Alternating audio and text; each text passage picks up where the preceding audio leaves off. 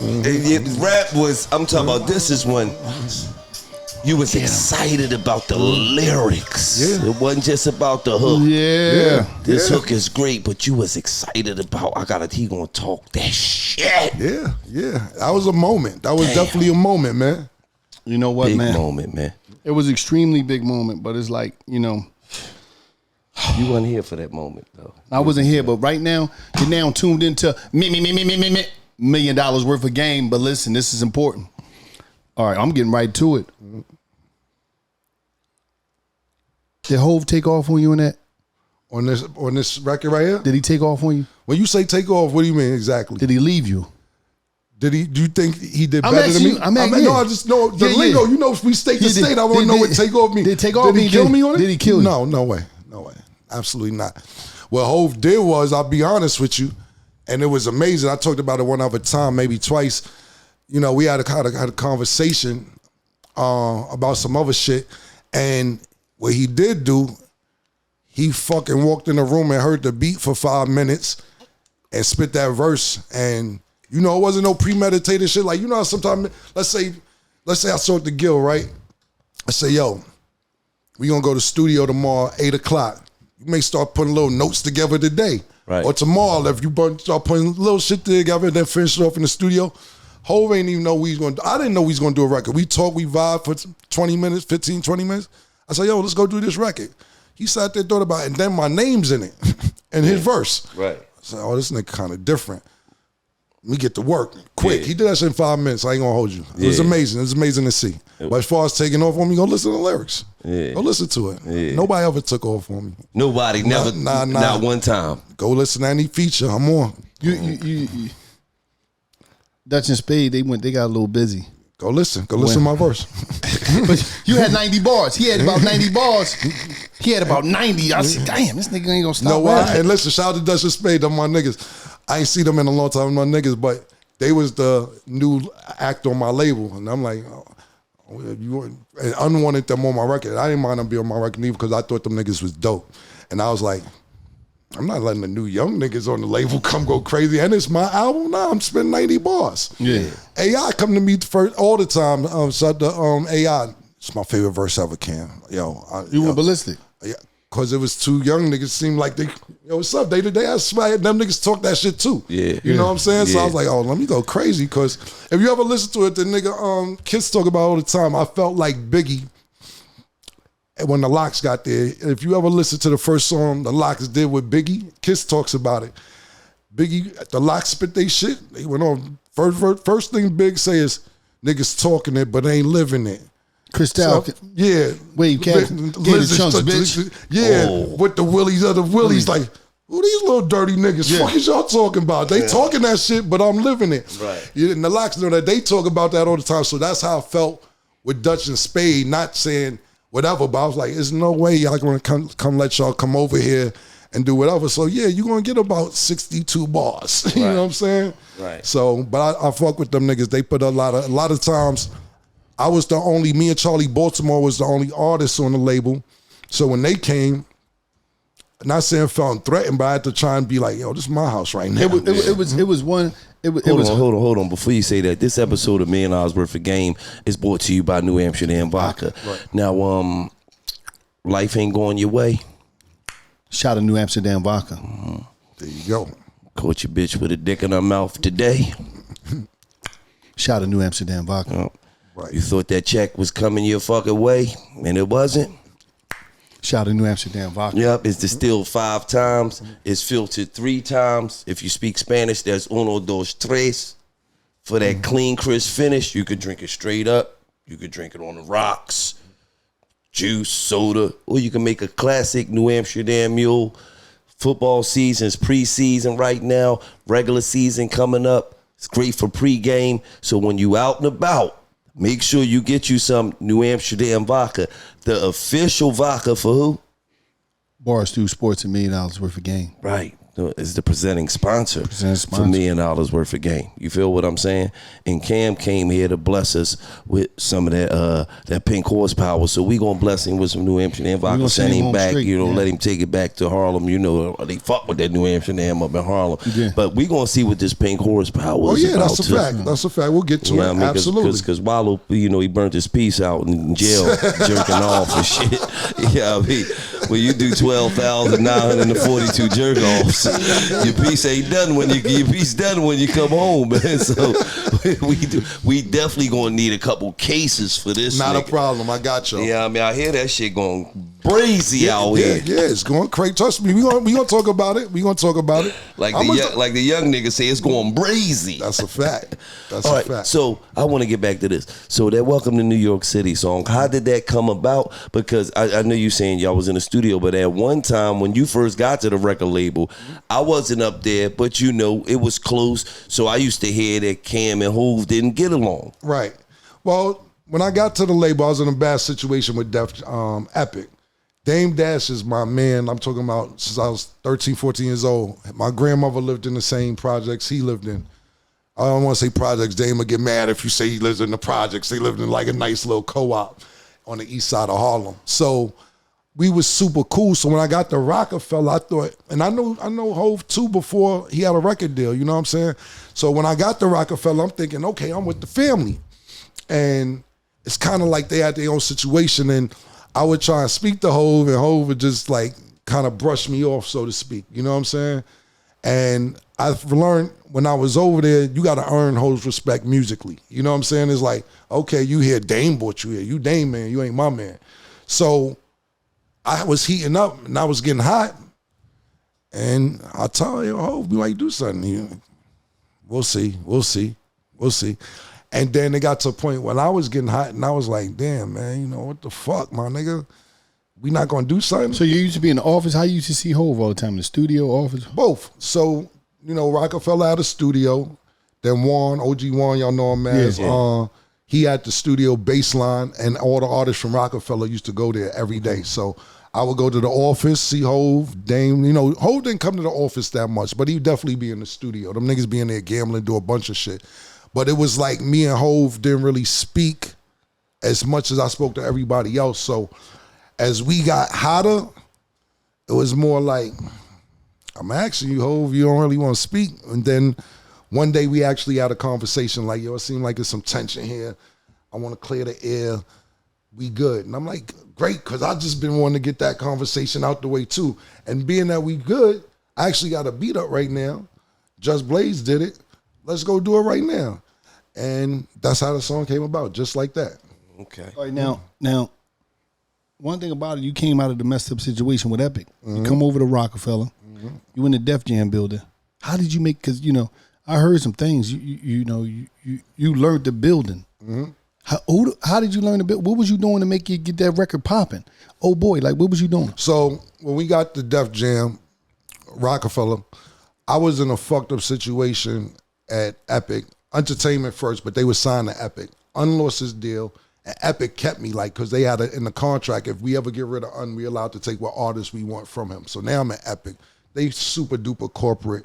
They don't know what the fuck they doing. So I'm like, I'm in a 7-album deal. So when I get there to Epic, I don't give a fuck at first when I get a record deal. I'm 19, I just got a record deal. 20, whatever. I got a deal, it's no big deal now because niggas got the net and all that shit. A record deal, nigga? That's major. With Sony, Epic, I got a deal. So I didn't care about learning the business. And then I'm seeing my peers shining and getting money, and I'm like, I'm just surviving. I'm not really balling. I got a car. I had to sell, we was talking about it earlier, I had to sell 50% of my publishing because I had enough to get the crib, but I didn't have enough to get the new car. And I'm like, I can't have a deal without the car. I sold 50% of my publishing at the time so I could go get the 600 Benz. How much you got? For the publishing at the time, probably 80,000. Damn. At the time. So I was like, I need the new Benz. I need a crib. I don't give a fuck. I don't know what publishing was. I don't give a fuck. My accountant, I got a different account now, but my accountant at the time was like, Cam, do not do this. You're bugging. I'm like, You don't live where I live. I got to go uptown with the new car, man. Yeah, I got to flex. He's like, I'm telling you, you fucking bugging, bro. You're bugging the fuck out, man. I'm like, maybe I'm bugging. I don't care. So when I'm at Epic, I'm like, shit ain't seeming right. I ain't doing this. So there's a female there who took a liking to me, and she really started teaching me the game. Like, yo, this your marketing budget. It don't seem like doing marketing, but the head of marketing just bought the new Lexus. This your radio budget. You ain't getting no spins, but the head of radio just went on a vacation in the Bahamas with his whole family. This is like vacation money. If you 11,000 out your budget, I don't see where 11,000 going. Marketing, nigga, 22,000 out the budget. Where they marketing? So I'm learning now. I'm like, yo, niggas is playing with me. Yo, what the fuck are you talking about? Like, so now I'm mad. So now I'm like, all right, bet. I got to get out this deal. Me and Dame wasn't speaking for a while. And over some shit that was dumb, but it's some street shit or whatever it was from some street shit. We ain't speak for like 3-4 years. And I'm like, fuck, that's my man. Dame is my man. So I'm like, I gotta go apologize. He's super duper up. That been my nigga. I'm not gonna say I shouldn't apologize because I really should have. It shouldn't have took that situation for me to go apologize, but it happened. So I went to him and I was like, yo, my bad about da-da-da. I need your help, bro. And he was like, what you need? He's like, yo, this fucked up. I need to get on the deal. I need to get out this deal. I need your help because he's up, super up. So he like, all right, bet I got you. So now I'm like, all I gotta do is get out this deal. Mind you, I did 2 albums, I'm in a 7-album deal. All right, you ever see Straight Outta Compton, like when Ice Cube go in and hit the record label, hit shit with the back? Yeah. Like, that shit was Fisher Price, what I did, compared to what I did, nigga. I'm going there with 40, 50 niggas every day. Shout out to my man Luca Brasi, too, because that's when I used to fucking, I used to, because Luca was my man. He had the Taliban on the hill. He used to sell CDs, so I go get niggas from my block, I go get niggas from his block, and we were going Sony Records every day with 50 niggas, start going to niggas' cubicles. Yo, what's up? Let me get some chips. Yo, come here. Yo, let me use your phone. Niggas like, who is these niggas? Right. Like, I'm got niggas leaning on niggas. So I go in the president's office, shout out to Dave McPherson, we cool now and all that. Yeah. I'm like, let me out this deal. And he like, Cam, what are you going to? I say, yo, I got to get out. Yo, niggas ain't doing the right thing. Yo, niggas playing my money. I got to go. Stop playing with me. So now they got undercover cops in there every day. 3 cops. They come in there. Oh, what's going on? Move, man. I don't give a fuck about y'all niggas, man. I did that shit for about 3 weeks straight.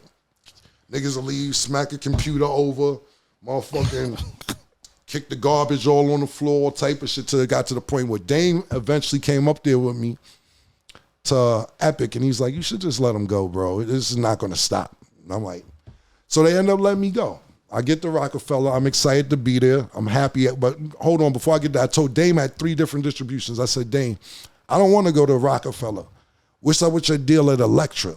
Hey, why you don't want to come to Rockefeller? I said, I got some shit I'm about to do with niggas. And now that I'm free, I got a plan, I got a label, I got all this shit that I want to do. Nah, you'll be good. I'm like, all right, whatever you say is cool. So we go to Rockefeller, and it's cool. I'm meeting everybody. I'm learning the building and everything. I just got jerked, so now I need to know who runs marketing, so I understand that you don't jerk me. Right. Now who runs radio, because I just came from a previous situation where niggas was fucking with my radio budget. Right. I just want to build a report y'all early and know that I'm going to be checking on the money, on the spins, on where the marketing dollars is going to, where the promotion is going to. I'm on top of all this. So let's get this report now. So I got there, and that's just what I did, because I knew the music was going to be good. And we started doing well. So now Def Jam's in the same building as Rockefeller. So now I'm going to get cool with Leor. Now I'm going to get cool with for those who don't know Leor, that was the president of Def Jam. I'm going to go cool with Kevin Lyles. I'm going to Mike Kaiser, who ran radio, Julie Greenwald. Now they my people. You know what I'm saying? So Michael Kaiser ran radio, and my man Zeke, I put Zeke on them every day. No disrespect, Mike, not like that. But I was like, yo, we need to fucking get these radio spins, because there's no internet. It's no fucking. He was in there getting on Mike nerve every day. Every day Zeke went to Mike Kaiser's office. If not every day, 3-4 times a week, Mike Kaiser, we need to spun. And That's how Old Boy became the #1 radio record at the time when it came out in 2003 or 2, whatever year it was, because we was working with them. I don't want to act like we was putting pressure on them, but we was working with them saying, yo, we need this. We popping. What's the problem? Why is it disconnected? It's not getting on radio. Then once it went to radio, it went crazy. Then we got there, and it was like some empty rooms, like 2 closets. Because we used to be in Rockefeller office every day, laying up in this person office, that person office. Murder Inc. is on the same floor as Rockefeller. Right. But it's a little space in between. It's like a walk-in closet. So it's 2 walk-in closets with cubicles in front of it. Yeah. And I was like, yo, let's clear this shit the fuck out and build our own office in here. So we took all the junk out the closets, had the poppies who did nighttime cleanup, put the phone lines in there, and we made our own office in Def Jam, a diplomat office. But nobody know, because now we walking past Rockefeller to get the outfit, and they like, what's down there? What's going on down there every day? So now I got an office. This episode of $1 Million Worth of Game is brought to you by Dollaz. Manage your music business all in one place with Dollaz. Dollaz is a worldwide music distribution for independent artists and labels that's made very easy. Dollaz offers unparalleled control over your music catalog. With Dollaz, you can release your music to all major platforms as often as you want, whenever you want. Dollaz also makes collaborations easy. You can seamlessly add payment splits for each release and automatically pay your team and collaborators. Monetize your music in over 250 plus stores and services. Every week, Dollaz will be giving $100 cash to 5 random new artists who sign up with the link in the YouTube description. Take control over your music at Dollaz.com. You hear me? Take control of your music right now at Dollaz.com. Now, the other people at the label, I won't say who or whatever, they like, yo, we been here all this time. The fuck Cam get an office? Dame like, Cam got an office? Cam, where did you get the office? I say, Dame, don't try to kick me out some shit I found, because nobody gave me this. We kind of just took it and made it our office. Right. So that's how we got kind of popping. I know niggas on the label was hot. Yeah, I ain't gonna hold you. I seen a couple attitudes, but y'all been there longer than me. Y'all ain't see these rooms? These shit's been here. It seemed like they've just been sitting there 5-6 years with just throwing junk in it. So we made the office. I remember now we doing mixtapes. I go to Dame, I said, look, I got this diplomat shit I'm about to do. I want to come bring jewels to you and my label. Cam, you just got here. This is about a month and a half in, 2 months. Cam, look, you gotta relax. You just got here. We're gonna get it. I said, all right, cool, whatever. You sure? I said, yeah, I got you. Cool. Go to Kevin Lau's office, yo. I got this diplomat shit I want to do, This my little man, Jewels, this the music. Kev, hear it? I want to sign it. I want to sign right now. Tomorrow, no, I'm exaggerating. We'll do the deal immediately. I think he's a star, and I think the label's out there. We'll do a joint venture with y'all. Bet. Go downstairs. I said, Dame, I bought it to you first, but I'm just telling you I'm about to do the deal for diplomats and jewels on Def Jam. What the fuck you talking about? I said, nah, listen, you have to calm down. Because I knew you. No, they just doing that to get me mad. Fuck that. If I would have went to them with this deal, they wouldn't have wanted to do it. How much you getting? I said, He like, oh, hell no. He goes up, yo, we going to Kevin. I said, dang, please don't fuck my money up. Please, bro. He's like, if they fuck up on the deal, I'll give you the $1 million. I said, let's go.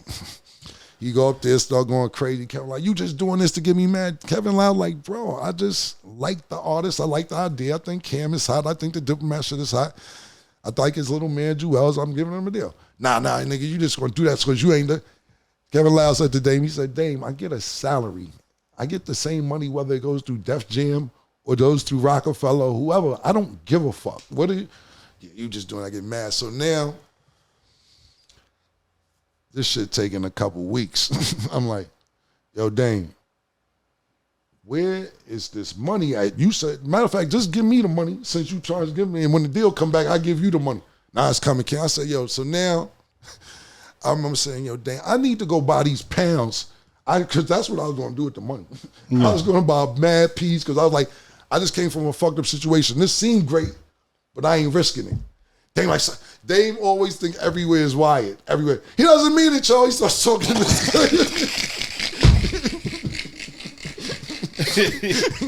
He think he's wired for town in the bathroom. Everywhere he's at, Def he Jam thinks it's wired. Def Jam. Yo, hold on. What sign is Dave? Is he a Cancer?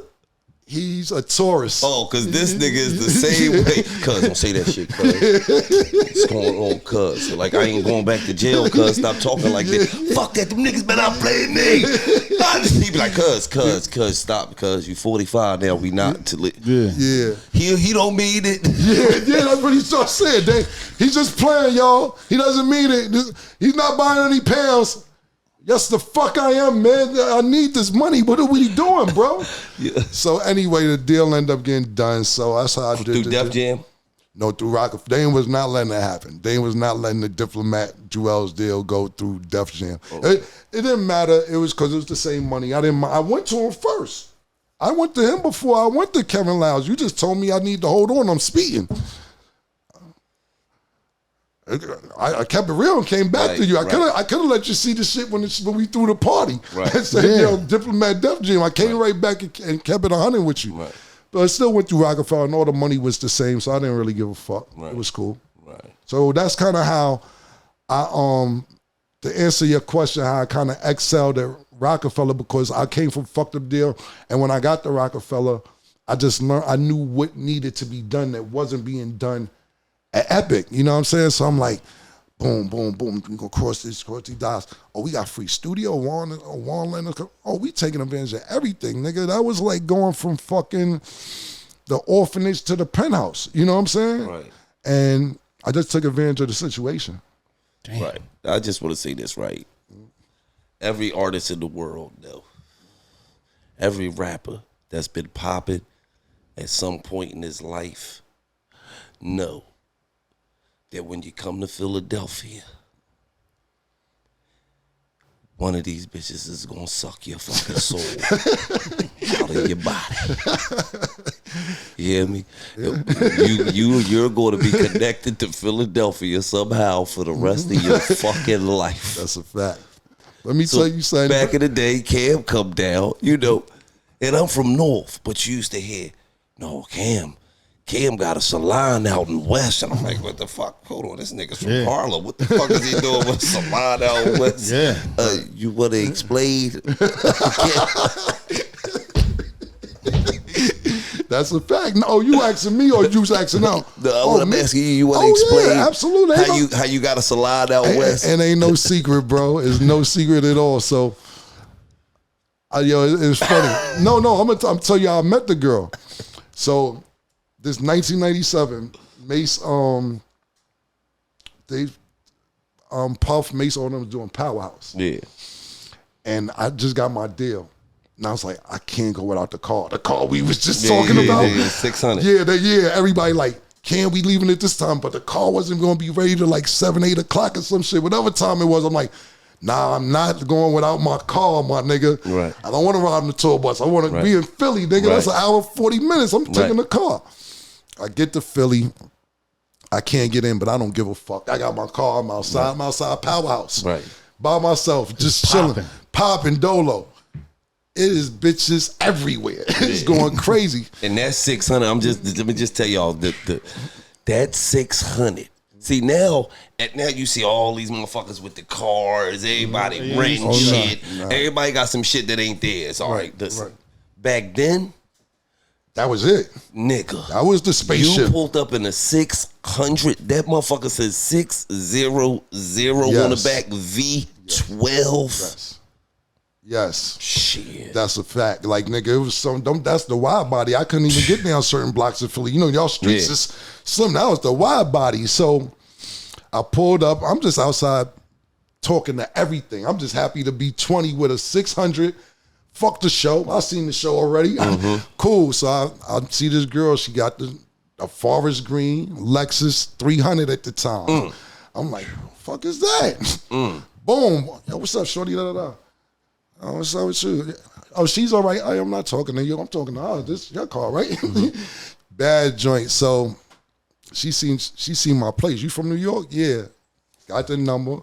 And it was over. Just what you said. Straight like that. We was fucking around for like off and on because, to be honest, she had somebody at the time, I had somebody, and we was still fucking around. And it just got, like you said, it ended up getting serious. I got a hair salon in West Philly. It was called Diplomatic Hair Salon. And she took that nigga's soul. Yeah, she did. And that's a fact. And that nigga was in there writing raps.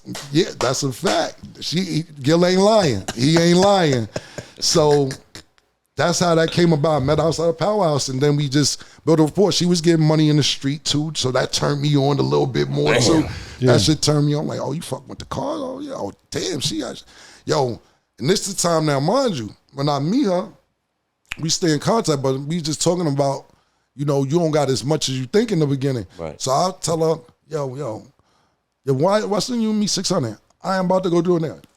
Oh, you are? Yeah, I'll be up there. Yo, take your little man Jewels. Jewels learned how to ride in one of her cars. She had the buggy out 420. Yeah. When the Benz was out. Give your little man the car. Let him learn how to drive. Then they don't know how to drive. Here, take one of the cars. Range Rovers, all type of shit. She never needed nothing. She had her own bread. And I was like, that shit was a super duper turn on now. Mind you, I'm coming from New York. And I travel because of basketball, but as far as like females, it was like every bitch used to turn us on and used to talk like this. Yeah. Yo, my nigga, shut up, man.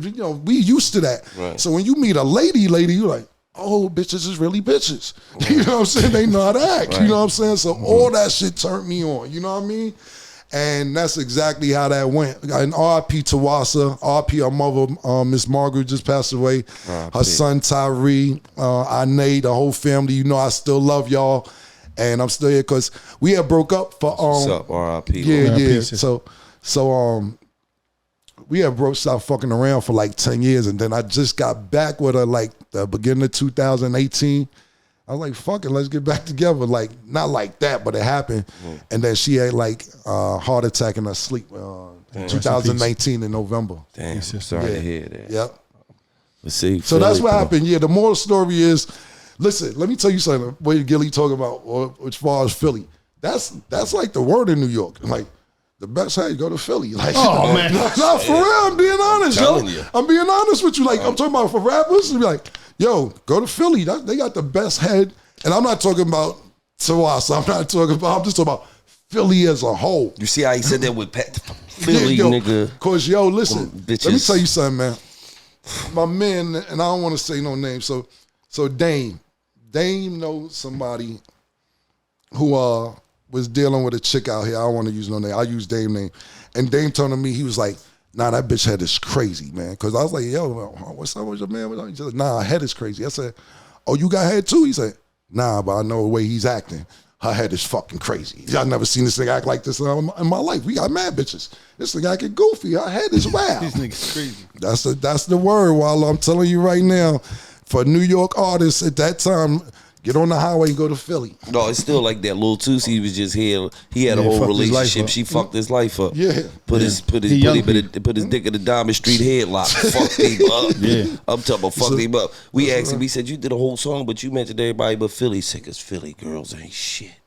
He was still mad. He's still mad. And we called up and everything right here on the show. Still mad. But make sure, if you don't want your woman to be mad at you, make sure you get some of that pink horsepower. You know what I mean? There you go.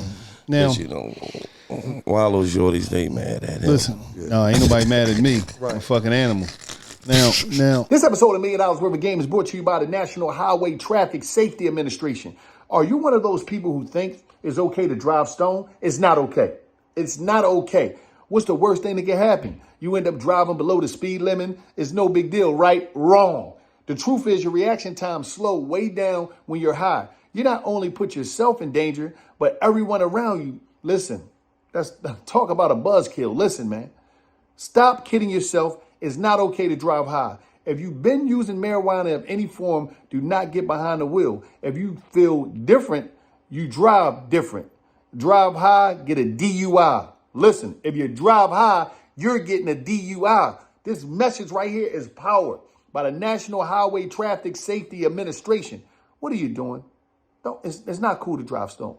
Don't put you and everybody around you in danger. It's not cool. Once again, this message right here is brought to you by the National Highway Traffic Safety Administration. It's just like that. You and Mace, y'all back kicking it, man. Brothers. Beautiful thing. Right. In the beginning of the game, what did Mace do for you? And before we start that, just so y'all did a great interview with that, and it's part, and not even part of it, it's the reason I reached out. I'm like, yo, that was a great interview. Appreciate that, man. And secondly, just for y'all out there, know I'm not coming up here because Mace was up here. We supposed to do this we was supposed to do this like 6-7 months ago. Yeah. So you was in Cali. You hit me in Cali, but you was shooting a movie or some shit. Yeah, TV show. So I just don't want nobody thinking I'm piggybacking off that. I fuck with y'all niggas. Y'all my favorite. No, we fucking were supposed to podcast. do this way before, Right. about 3 times. Right. So to answer your question, you said, what did Mace do for me in the beginning? As far as when he first got his record deal? Yeah. So the way it went was this. Mace got a deal. And me and my cousin, it was like me, Mace, and Bloodshed rapping. But Mace was fucking with this guy named Kuda. And Kuda fucking was teaching Mace the ins and outs on how to make songs and bounce and all that. And Shout out to Kuda. I was on the big Kuda. shout out to Kuda. And they had an apartment on 123rd where they was like fucking in there, perfecting this shit to the T. So when they got the deal, me and Blood was like, okay, cool, that's what's up. And me and Blood went and got a deal with Freeze Records. And Mace was like, what are y'all doing? Freeze Records sound like they burnt y'all. Them niggas was trash, man. Freeze. Yeah. Freeze. Yeah, so the nigga... I can see me saying there, what is you doing, That's exactly Cam? He said, y'all just should have stayed patient, man. Y'all are bugging. So I'm like, yo, you got the deal. We trying to just keep up. You know what I'm saying? So Mace kind of was off doing this thing for a while. You know what I'm saying? You know, on tour, traveling. That nigga went triple platinum in a month. Nobody from Harlem to this day still ain't got 5 million records on one album. You know what I'm saying? Or 3 million records on one album for that matter. So Mace was evolving to be Mace. And we just kind of was like, me and Blood was like, all right, we gonna do what we gotta do. So we ain't speak to Mace for a while, not on no beef at the time or none of that shit. We just was fucking doing what we doing. And my cousin Blood, he died in a car accident. And I hadn't seen Mace for about maybe 7 months, 8 months at the time. But the day Bloodshed died, he came to get me that night. He was, you know, we both was fucked up about that shit. And then I started going with him on tour everywhere after that. You know what I'm saying? Mm-hmm. Got out that bum ass deal. I like, yo, my man died. We signed the group. Come on, let me out. They let me out. So I was running around with Mace everywhere, and I ain't gonna lie, your press game was vicious. Vicious when you get out of He tried to keep it corporate on here, but his press game was vicious. Like, he just went to every office. And, no, man, let me out, man. You did me wrong, man. And niggas was like, all right, Cam, I'm gonna be honest with you. For Freeze Records, I'm gonna be honest with you. I didn't do that with Freeze. I brought my mother with me. I went pitiful joint on that one. That one was like, come on, guys, I'm just turned 8. Because I signed it when I just turned 18. Yeah. So I was an adult. I couldn't catch him with the, I wasn't. Yeah. I said like 3 days after I turned 18, I'm like, he was 18. And my mom was like, his best friend just died, guys. Like I took my mother with me. Shout out to Virgie G on IG. Right. And they let me and my mom hit him with the sympathy. That wasn't a press. That was a more, please. So they let me out. And I went with Mace everywhere, you know what I'm saying? But he came to give me that same night Bloodshed died. And we went everywhere. So, you know, I watched his interview with you guys, and he was saying that, you know, I didn't get a chance to give Cam nothing because I didn't have to bag. The niggas thought I had this, that, and the third. And that could be his perspective on it. But I never looked at it like that. I just looked at it as I wanted to do what my man was doing. You know what I'm saying? And I didn't really know that at the time. I learned that when I got my money, because then I may have spun off on niggas and start being like, there's some things I don't want y'all to be a part of. Nigga, I want to go fucking lay out with 3 bitches. I'm tickle my balls or whatever. Pause. You know what I'm saying? Whatever the nigga want to do. Sometimes no, you said 3 bitches though. You ain't have to say pause. Yeah. Y'all New York niggas just so you let me pause. No. I be around petty niggas. Niggas is just, listen, these niggas will do anything, man. Like, yo, turn the doorknob. Oh, that's homo. Yo, god damn, my niggas. I be around some real petty niggas. So, it really wasn't about no money. It was more about, damn, I want to go fuck with my man type shit. And he was off doing Mace shit. And I didn't understand that till later, till I could do cam shit. When it was my turn, I'm like, okay, this, that, and the third. Because even when he's talking about in the interview, he's like, it was me and Cam, and he ain't lying. It was us all the time. So when he started getting popping, and he may want to go spin off and fuck with a bitch or take the new car, and I wasn't involved, I might have felt the way like, well, where the fuck I'm going? Where I want to go. You know what I'm saying? It was never about no money for me because he took me to Biggie Smalls. Oh, shit. So I never needed nothing. He gave me opportunity, Mason talking about. So after Bloodshed died, he's like, yo, I'm going to take you to Biggie. I'm going to take me to Biggie? Yeah, get ready. Hell yeah, because Biggie was starting his own label. He didn't want to take me to Puff. He's like, I'm going to take you to Biggie. Him and this man starting a label. So I'm like, bet. So he took me to Big House maybe a week later, and I'll never forget, I was like, yo, I'm in fucking Biggie's house. This shit is wild, you know what I'm saying? So Big must have broke his leg. His leg was broke or some shit, and he was laid up in the bed with 2 girls. I'm like, the fucking dream, man. You know what I'm saying? Like, this is the fucking rappers, the real rappers do, you know what I'm saying? Yeah. This episode of $1 Million Worth of Game is brought to you by ZipRecruiter. Summer is packed with activities, so if you are a business owner, you don't want to be spending your free time sorting through unqualified candidates. Indeed, you could be spending your time at the pool, on vacation, barbecuing with friends, or even gardening. You could be doing a bunch of stuff. You could be watching movies. You could do whatever you want. You shouldn't be trying to look for unqualified candidates. That's why you need ZipRecruiter to find great candidates. They do the work for you. They're going to do it for you. You don't have to do nothing. Like, ZipRecruiter is going to do all the work while you enjoy the rest of your summer. ZipRecruiter technology finds the right candidates for your job, and you can invite your top choices to apply. Listen, I'm talking about as easy as that. 4 out of 5 employees who post on ZipRecruiter get a qualified candidate within the first day. We talking about the first day. So what you need to do for free, try ZipRecruiter for free at ZipRecruiter.com/game. That's ZipRecruiter.com/game. ZipRecruiter, the smartest way to hire. Big was asking about another rapper. What's up with your man? He said, this nigga's better than him. He's like, he nice. And he was in the process of doing his new album. And I guess it was Life After Death at the time. And he was like, yo, I got mad beats. Throw the beats on. Bet. Doing a beat. Rap to the beat. Switch the beat. Rap to the beat. Doing another beat. Now the bitch is involved. Oh, okay, you got something for us? Yeah, I got something for y'all too. Okay. Doing another beat. About 40 minutes. Enough. What you want? This is what Biggie said. What you want? I want $250,000. I want a car. I want a crib. This and the third. It's done. I'm gonna call my man Un and get it done. Bet. I walk out, and they said, don't ever do that, Kim. You got a lawyer. Don't tell him no.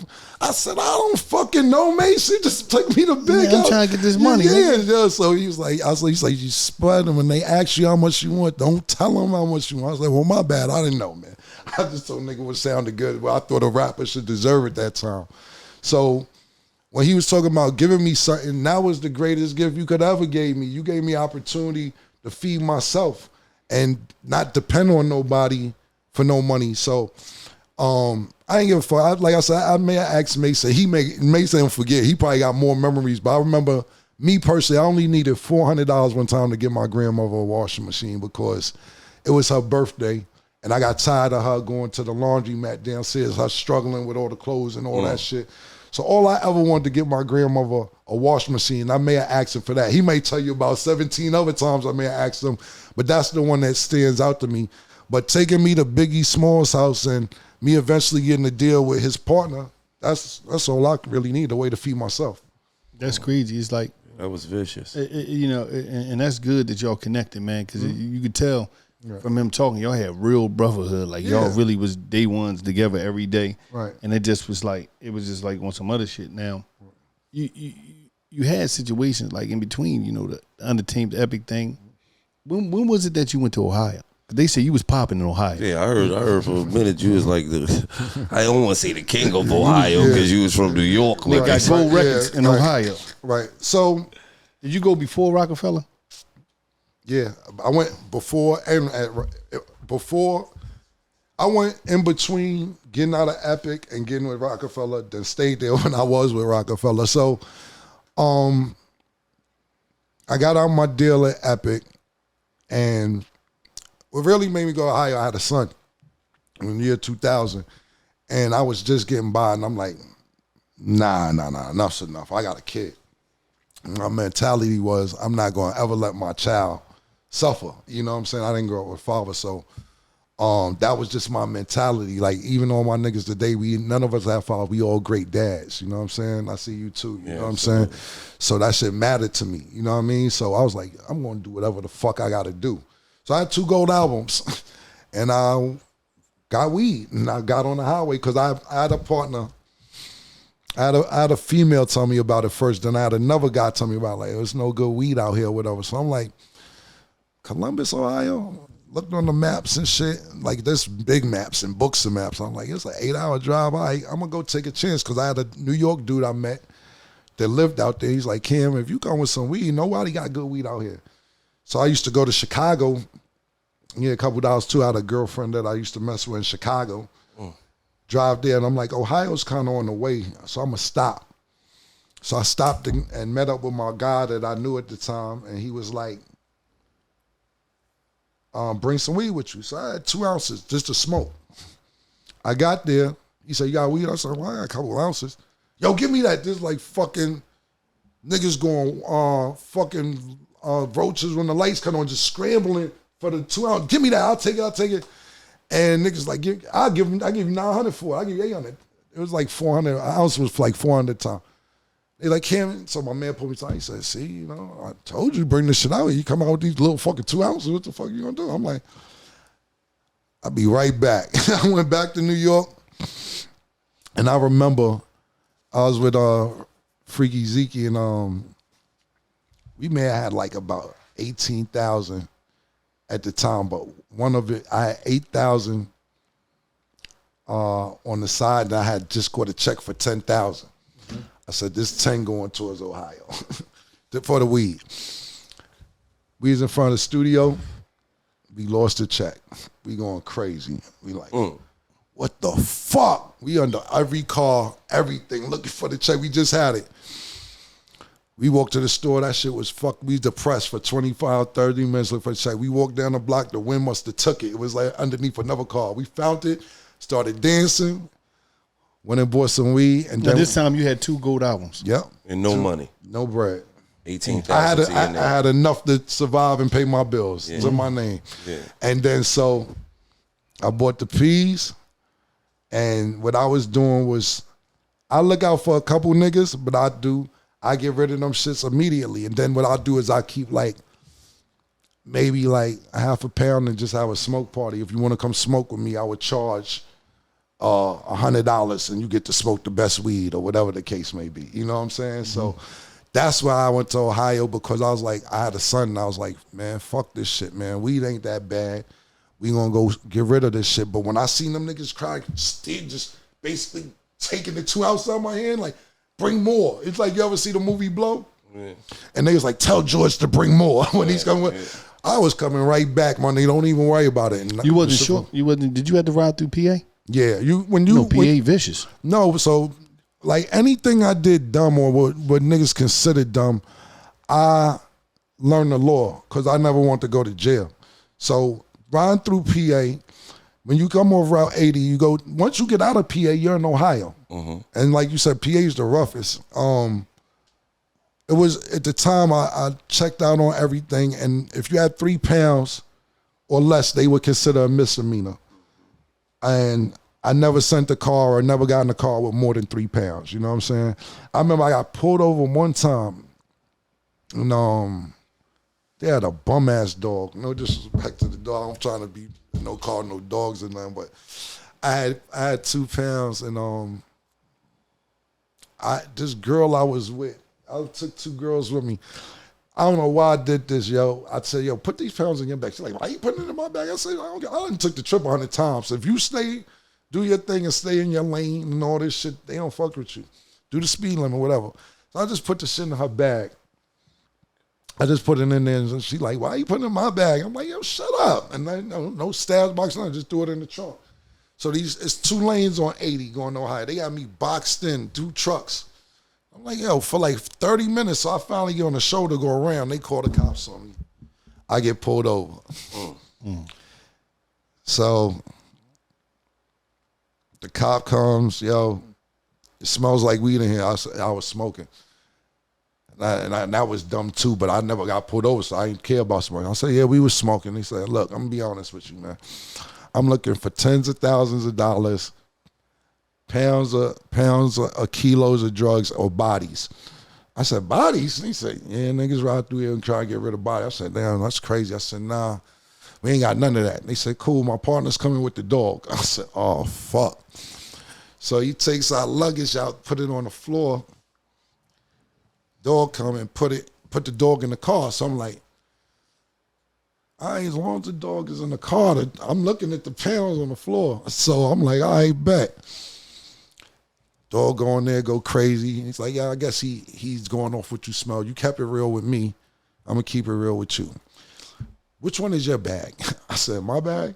So that's my bag right there. Put the dog on it. He opened my bag up. The bitch who I put the 2 pounds on her bag, she stopped moving. Bitch, stay still. Nigga. I have, listen, you know what's crazy? All this shit, yo. That happened one time I was in the car with Gil, man. I had the gun under his seat. He like this. I'm like, dude, what the fuck is you doing, cuz? I'm driving. I'm like 14. I'm driving the car. He older than me. He tell me something. Wait, any guns in the car? I'm like, damn, nigga, what the fuck is the matter with you? You cool? You got the EBGBs? I didn't know what was going on. Yeah. So she start moving wild, and I'm like, bitch, you better keep still for I act like I don't know what's going on with you. So the cop said, this y'all bag? There's 2 girls. He said, yeah. He grabbed their bag, threw it in the car. I was like, whoo. Start driving. I start dancing. He said, Jim. She said, oh my God. I said, shut up. We ain't getting pulled over twice, nigga. So that's kind of why I went to Ohio, because like I said, I had a son. I was just for. But I heard you was tearing it the fuck up out there. Yeah, what made you leave though? Ohio. I didn't. At this time, weed isn't like it is now. You know what I'm saying? You talking about 2001, 2002, and it was still frowned upon, not by us, by law enforcement or whoever don't fuck with weed. You know, did the police start fucking with you? No, I didn't. I stayed out everybody's way. I was finished in one day. Like I have fucking 10 joints and get rid of them to people who just really want to smoke weed. So I didn't have to sit there and go through a hassle. I would be finished and just relax and chill out. And then I end up buying a club. And then I had a partner in Cincinnati. I was in Columbus. I had a partner in Cincinnati that I did a first of the month party with him every month. We make 100,000 every month because, Cam is throwing the first of the month party. Then I would book Kanye. I book Gucci, man. I book Little Scrappy when he was like, all these people I'm bringing through that they probably would never see. Right. So it was easy. You got to realize, niggas fuck with me in the Midwest now because, you got Nelly, but outside of that, I'm shouting out towns niggas don't know about Dayton, Ohio. Niggas don't know about, they ain't shouting out, now because you got Bryson Tiller and Jack back Harlow, then you was shouting them Louisville, niggas out. but they still get love off that. It's a lot of people. Like you got motherfuckers that's from Ohio. Like when I think of Ohio, I think of like Gerald Levert, Maurice Clarett, shit like that. Right. You know what I mean? Right. Maurice Clarett, that's my man. That's my guy. Like them Ohio State niggas, they know them my guys. Cause I never was in niggas' face doing it. Pause. I just was more. Cam, it's only one reason you here. Stop acting like you want to be here just to hang out and be friends with us.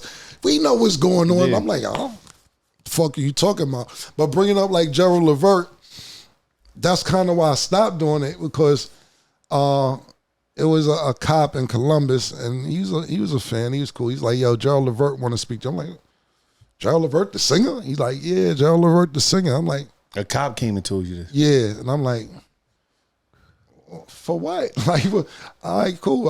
He's like, yeah, he live in Cleveland. And I'm like, Gerald Levert lives in Cleveland? He's from Cleveland? All right, cool. So I got his number or whatever. And Cleveland's kind of on the way back to New York. You could go that way, but you don't have to, but you can if you want to go there. So I'm like, I'm going to go stop, see Gerald Levert. Fuck it. I don't know what the fuck going on. So I'm just like, go show him some love or whatever.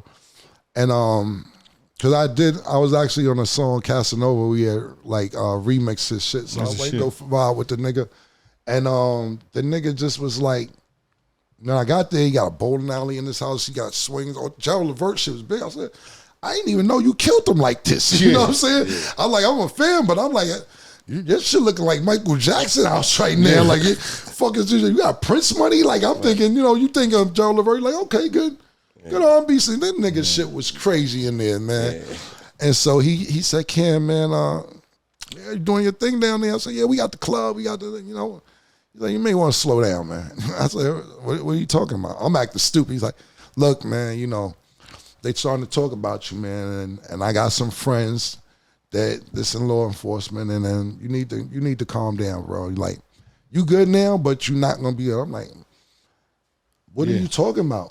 Like, I'm still acting dumb. I'm acting dumb. And she like, bro, I'm okay. I told you, but come on the tour, because I still wouldn't tell him. I still was acting dumb to him. I'm like, yo, it's not. I have a club. All right, cool. I just want to let you know. You know what's crazy? That's sort of like, it's funny about that because that's sort of like how Gil got locked up. The police came to us like, tell us, we know what you got. We know what you get. All right, well, I'm selling some weed out of it. He just gave him everything. You was more clever than him because he told him himself. When they got him down the district, they was like, we know Tootie is getting weed in. He was like, oh, y'all already know. So fuck it. Yeah, she be getting it in. First of all, let's tell the truth about what really happened. No, I'm just saying.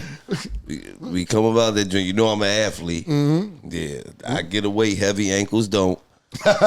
He on the ground. Gil, they got us, cuz they got us. I'm still running. Why you screaming my name out? That's what type of thing. We was talking about weed though. I was in jail when he got popped with the weed because what I mean. But I heard when he when it happened before you went to jail. No. We tried to get big cuz to go down with you. When they got you down the roundhouse and they said we already know everything. Either you're going to tell us. They said they asked him, what do you want on your cheesesteak? Ketchup? He said, can I get provolone cheese? First 48. I get provolone cheese. They gave him provolone cheese. They said, we're going to give you a little bud out of your weed. But let me tell you something. He went crazy. He went down at 17, right? He made a mixtape down in the district. All the kids. I got a story to tell. Boom, boom, boom, boom, boom, boom. See, my wife was getting the weed, right? I didn't know what was going on until one day came on. Yeah, Tootie was getting the weed. He told on Tootie. Yeah, she went to jail with me. But one thing about this nigga, right? And she stayed. He got out before. He was a tough guy. He went to jail at 17, right? Them kids, they be tough as shit to try to go to jail. Right. As soon as he hit that motherfucking ground, he turned to 17. Cuz, where you going? Don't run. What the fuck is you talking? He lying on me, man. I'm out of here, nigga. Fuck is wrong with you? He gonna talk about, can I get fried onions on there too? And see, he put his whole order, and then as soon as he get to the district, he put his whole order. I fried onion. First 5 minutes? Yeah, can I get the pickles? I don't believe that, man. Sweet. I want sweet and hot peppers on my cheesesteak. He get the works. But at least when I got up to the county, niggas ain't play with me. Yeah. Now listen, man. That was different from you. Nigga kiss you on your neck, nigga. Oh, man. I heard. Hold on real quick, though. Oh. This is also brought to you by Pink Horsepower. Right. If you are having a bad time in your relationship, you could change that up very quickly with Pink Horsepower at pink-horsepower.net, or you can also see us on Instagram at Pink Horsepower. Thank you. Ooh, I like that. Now listen. No, basically he's telling you if you drink that, your beast gonna go. Oh no, you gonna rap 1200? I'm telling you now. B12. I seen Roxanne Shante at an LL concert this weekend. She said, I said, yo, I grew up on you when I was 8, 9 years old, man. I'm a fan of yours. She said, man, fuck all that. Let's just save my marriage. She said, man, listen. I was leaving my husband. He right there. Tell him, yo, tell Kim thank you. Damn, she put him on the spot like that? Right in front of me. She said, I'll do a commercial for you, nigga. That's bad. So listen. Mm-hmm. You need that shit. Leave 4 cases of that shit because this piece went out. I'm going to leave y'all some of this up to y'all. Leave it in the refrigerator in case emergency. I'm still good. I'll take one just in case. I want to go overtime one night. No, what you trying to say? Do it on an anniversary night or a special. One of those. He need that shit on a regular Monday. Every day. Peace went out on him. That shit, I like that though. We gonna call that Pink Horsepower, aka the 1200. Vroom, nigga. That's what you gonna do. Is you ever going? I heard something about the remix, right? Of what? Oh boy. Okay. Where is it at? Is you ever gonna release that? Listen, so I don't have the remix. Hova did a remix for Oh Boy, And I erased it because I just thought, like, how you get that fucking mad that you erase his verse? You ain't want to keep that shit in the vault? Damn. I should have. Thinking about looking back on it, like I should have, because shit, I could have got some nowhere. money. It's nowhere. He erased my verse. I know. I heard about that. I did a song for PD Crack, and he erased my verse and threw it out. So I was like, I'm gonna erase his verse, but I was just so caught up that you're right. Keep it all the way real. And Mace said, as soon as Mace talked to him, he said, "What is Mr. Petty doing?" That's they call, because I'm very, very petty, man. But looking back on that, you made a great point. We should have kept it, and not even and whether we used it or not, we should have had it. But that's, mama, I don't ever want to hear it again, and we ain't gonna find it nowhere. Erase it. You know what I'm saying? And that was just my mentality at the time. Have you seen Hov? Well, you know, I seen him. We did a concert. So, pardon me. 2 years ago, me and Hov Evans, we hadn't spoke since forever. You know what I'm saying? Maybe, 12, 15 years or something, whatever. I haven't seen him or spoke to him. So, you know, Jim works with Rock Nation. And he reached out to me. He's like, Juan and Hov want to talk to you. He wants you to come out to his B-side concert. And I was like, bet. To put him on the phone. So Juan called me. He's like, you know, if you wanted to do it. I'm like, I was caught in the middle, to be totally honest with you, because I'm like, I don't want Dame to feel away. You know, Dame like the big homie, so I don't want him to feel away. And I know they was going through their thing. But Dame had did something on the internet to where he kind of apologized to Jay-Z. He's like, yo, I'm sorry, I miss you. You my brother, Cool. And I was like, all right, if that's where he at, cool. So I'm like, bet, man, you know, because I was like, I'm over it, but I just don't want to have a problem with Dame, you know what I'm saying? So Jay called. He's like, yo, first of all, I want to tell you I have respect for you and da-da-da-da. And I'm like, same here, bro. You know what I'm saying? Like, you know, shit ain't no big thing, man. You know, this shit is, we talking about some shit fucking 12, 13 years old. I'm straight, man. I just want to tell you thank you for the opportunity. It'll be a great look. Yeah, he's like, likewise. We just was showing love to each other. And we kept it under wraps. And the funny shit is, you know, it was wild. So we did the B-side concert. So nobody know I'm coming out. And Nas came out before me. And then you hear the New York City shit. And niggas is mad confused in the crowd looking at some of the people footage like, what the fuck is going on? Why is this Cam song playing? Because niggas is knowing that we don't really fuck with each other or whatever. And the song came on, and when I came out, niggas lost their fucking mind because we didn't announce it. Like, you know, even with Bethel, with Murder, I don't give a fuck he did that. That was cool. But imagine if you just, the shock value of a Cam Mace flyer or whatever. It's good the way he did it, because now all type of people are come in and want to do business, et cetera, et cetera. But that shock value of a moment like that, like, what the fuck is New York City doing playing at a Hov concert right now? Right. Because I'm looking at footage, niggas like scratching their head almost. Right. Like, you came out, they went crazy. Niggas look, because nobody would have thought that in a million years. Right. And they wanted to see you on Hov up there. Yeah. Right. It never happened. Right. You know what I mean? And people, they grow to, not to cut you off, but they grow to love a song, and they never get to see these people perform the song. Right. You know what I mean? Right. So, and you know, even talking to Murder, even talking to Murder, it's like same thing with Hov, and I'm Hov got more fans than me, but even when I was talking to Murder, people hate having to pick a side. Right. It's like, yo, I like this and I like that, but people hate having to pick a side, especially in Harlem where Murder is like, I fuck with both of them. Right. So even, it's funny because like even cops in my neighborhood, like, you know, in Jersey or whatever, because, you know, I'm good with the community out where I live, you know what I mean? So they're like, good, I can finally listen to the song New York City again, man. I wasn't listening to that shit. Just shit like that when you drive and then niggas run down on you and shit like that. So it was like, good, because a lot of times, niggas are me, because of the power Hov got, niggas will be scared to fuck with you publicly. Right, absolutely. You know, I don't want no problems with Jay. Jay don't even know your bitch ass. Right. Nigga, what the fuck is you worrying about what Jay got to say for? Right. In case I meet him one day. Right, Say, shut the fuck up. But, right. you know, nigga, that's the type of shit niggas be scared of with Hov. You know what I'm saying? So it was good to get that kind of out the way. So if you go somewhere, people don't feel like, oh, Cam don't fuck with Hov, this, that, and the third. So I thought it was dope. Even industry people, you know, because they pick a side. That's what I'm talking about more than anything else. I mean, not really street people. I'm talking about, like, if you gotta go to, I'm just thinking, the ASCAP Awards. Right. Or go whatever. You know what I'm saying? You don't want niggas being like, oh, Cam, we don't know if you could come because Jay is coming. Like, and even media outlets, less media outlets post you because they don't want to be in, because the media outlets, you see them same people at all the places.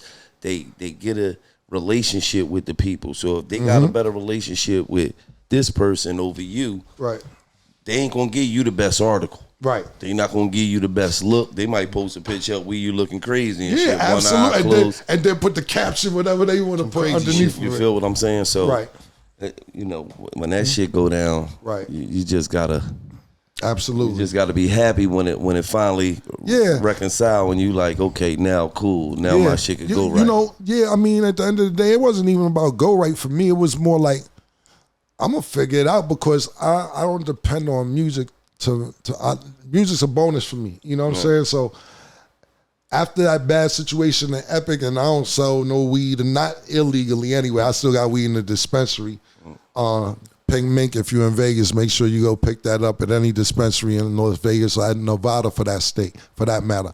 It wasn't even about that. It was more about y'all acting funny. I wouldn't even know y'all was acting funny because niggas, you know, you see certain niggas who cool with Hov and you be like, yo, what's up? And they'll be like, hey, what's up? And I'm like, yo, y'all niggas acting all scary and shit. I ain't got no problem with nobody, my nigga. Like, you gotta realize, like, and I haven't spoke to Jay since maybe the day after concert. I haven't spoke to him since, but what's Jay done for the culture as far as, you know, a lot of times niggas say it, but they don't mean it. But for me, when niggas be posting, not Jay, when niggas will say it for other niggas, just for motivational purposes only, I get motivated because, like I told you, I know Jay-Z before he had a deal, and to see him go from not having a deal to making $1 billion, even Kanye.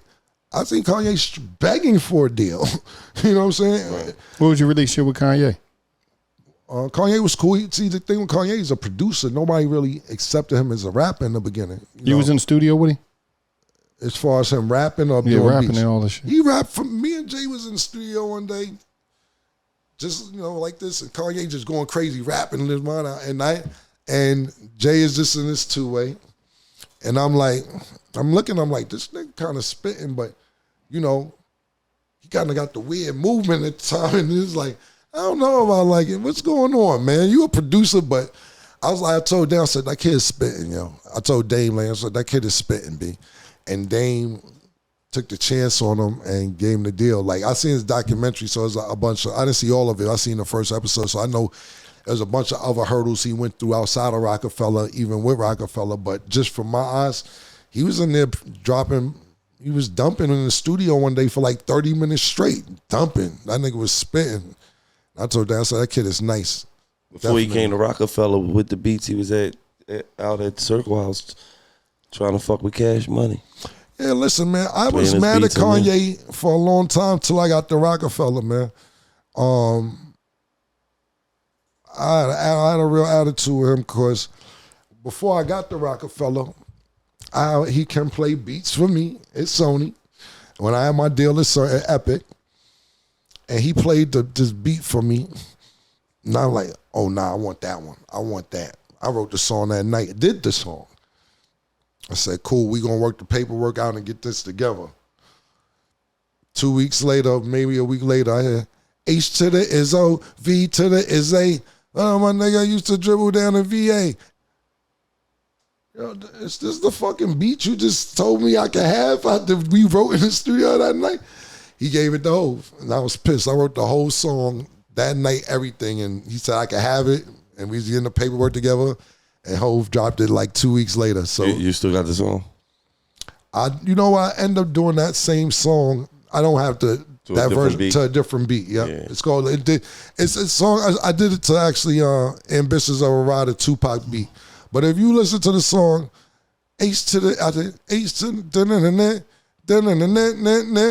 I did leave me alone. Let me just live my life. Leave me alone. Let me just live my life.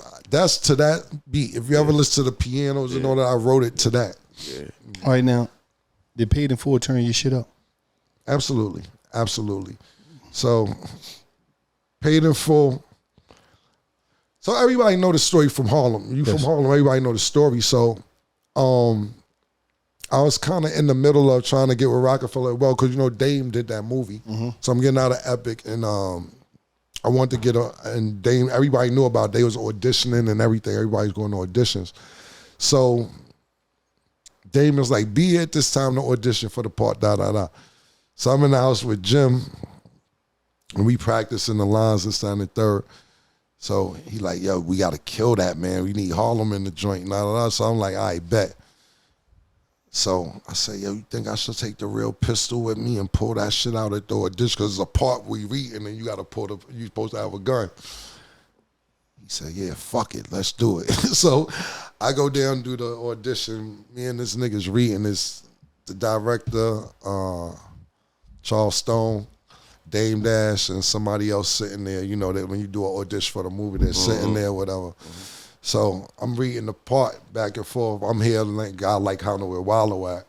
So I'm going back and forth. We reading the part. It get to the part where the guy, Alpo or Rico in the movie, pulls the gun out. So I back out. Yo, nigga, you know. Nigga said, hey, hold on. I said, no, I need this part, bro. Nigga said, yo, Cam, put the gun away. Put the gun away. I'll say, yo. I'm just trying to show y'all I can do this role, man. They said, damn. Nigga Dame gets up and said, Cam, ease down, put the gun down. I said, nah, the clip's in here. You good? So they start laughing, and the nigga Reem's like, yo, you violent. So I was like, nah, I just really want this part. So Dame called me like 2 days later. He said, yeah, you might get this part, man. They said, your passion is unbelievable. I said, yeah, that is. I want that audition tape. I really want to see it, but that's how I got the part. That's crazy, too. Nigga pulled a real straight. Yeah, I was bugging. Like, when I be looking back on shit, I be like, yo, niggas will come to me and tell me stories, and I be like, yo, really? Like, I'm really not that person, man. It's funny, you had did a post, maybe a couple weeks ago. I don't know when it was, but I was like, he absolutely right. He's like, niggas don't want to be mad at me the money.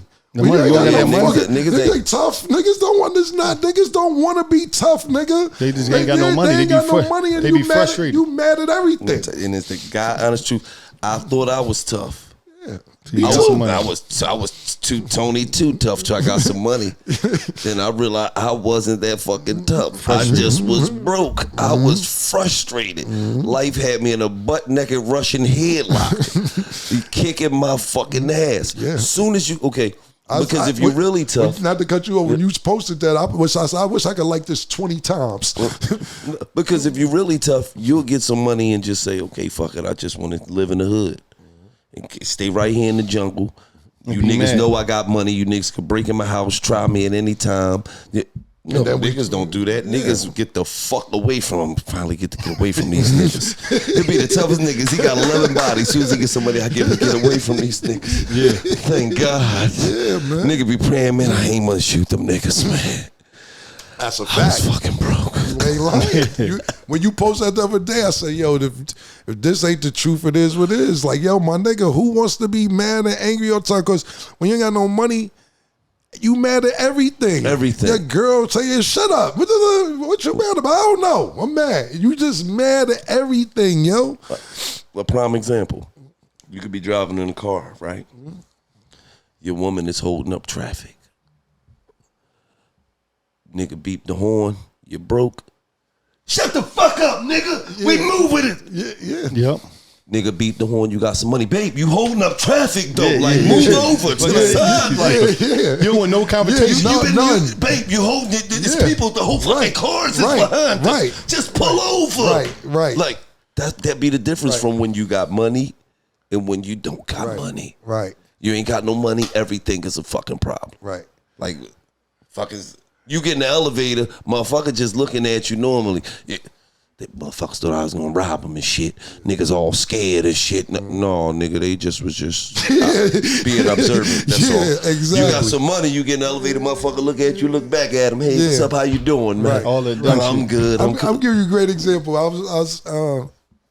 was out to dinner and in Vegas, and it's kind of like a business meeting, a few of us, but there's a female with us, and you know she's a fan or whatever. So I get in there, I got some fly shit on. So we had, they getting the table ready for somebody pop up from the bar. Yo, they don't even know who I am. They just see the outfit. Yo, what is this? And I'm like, yeah, I don't know, just tell them, mate. That's cool. Yo, I don't believe it. Can I sit with you? I'm like, yeah, sure. Now this girl that I'm with, she's white too. She's like, yo, niggas violating, touching you and all that, man. Like, she's like a nigga. I'm like, no, sometimes people just don't know how to approach somebody. He didn't do nothing that I don't like. It was fine. I'm not punching nobody in the face because they said, this is nice. They white. No disrespect to anybody white. Not saying y'all don't know the culture or anything, but sometimes you see some shit and you just don't know how to act. If I had no money, I would have let her gas me. Yep. And been like, yo, what the fuck is you touching me for, man? Right, you know what I'm saying? Like, yo, I'm fine. It's not a problem, bro. Right. I ain't gonna lie. He 100% right, though. Other races is a lot more friendly and touchier than niggas. Yeah. I'm crazy. I walk up in motherfucking places, motherfuckers be Gilly. Niggas be like, Gilly. They give you a little hand bump. Yeah. You can see a little Indian boy be, man, I love you. Yeah, that type shit. Yeah. Hey, this is my fucking guy. Yeah.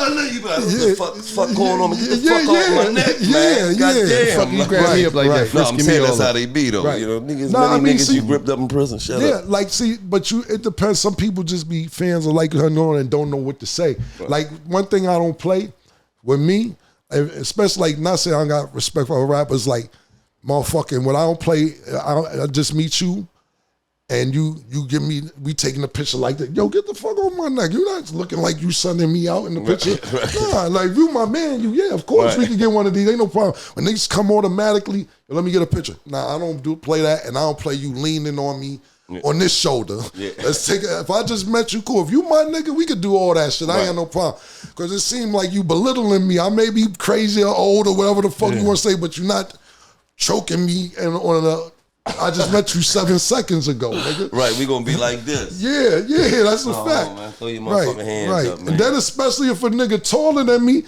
nah. We gonna stop that headlock. I feel like I'm just, we good, big. Right, and you got me, I don't know you got me too close to a drink where you can shut the fuck up. Yeah. I'm not doing that, man. Word. Next thing I know, I'm in a headlock all on camera. You done told your man to record the shit. But see, niggas that do shit like this, niggas will sit there and be like, you see, I had a little nigga. When they get the picture. I'm cool on that shit. Especially in New York. They them type niggas in New York. They play them type of games. They will. Yeah, I just son that nigga. You see, I had to son him. It's my little nigga son. That is a fact. You know what I'm saying? Yeah. See, in Philly, we don't think that deep. Right, yeah. Motherfucker be, damn, I love y'all. In New York, nigga, because I can get a picture with you, son. Yeah, exactly. And then they'll leave one of these. You're like, yo, my nigga. They go right to his man. Just bitch ass nigga. That's my little man. That's a fact. That's my little man. Fact. That's a fact. And they'll post you, me and my little homie. Yeah. You 10 years older. Yeah, that's a fact. Nigga. You know the nigga, it was like, even in the club, I give a nigga my number, pause, not like that business, because you starting to yell and niggas, sometimes you with niggas and they don't know what's going on. Now just looking like, yo, just take my number, man, because we talking over the music, we yelling. Hovis said that on his round, he's like, I forget the beginning round, but he's like, I don't talk as so-and-so because people from a distance don't know who is who. Yeah. Because it looks like, nigga go over there, and I see niggas do it, and go over there, showing you mad love, but they animate it, and then go back and be like, yeah, I had to tell that nigga what the fuck I felt. That's what New York niggas do, or at the time. Hey, so I just want to ask this. Yes, sir. Before we done. Yep.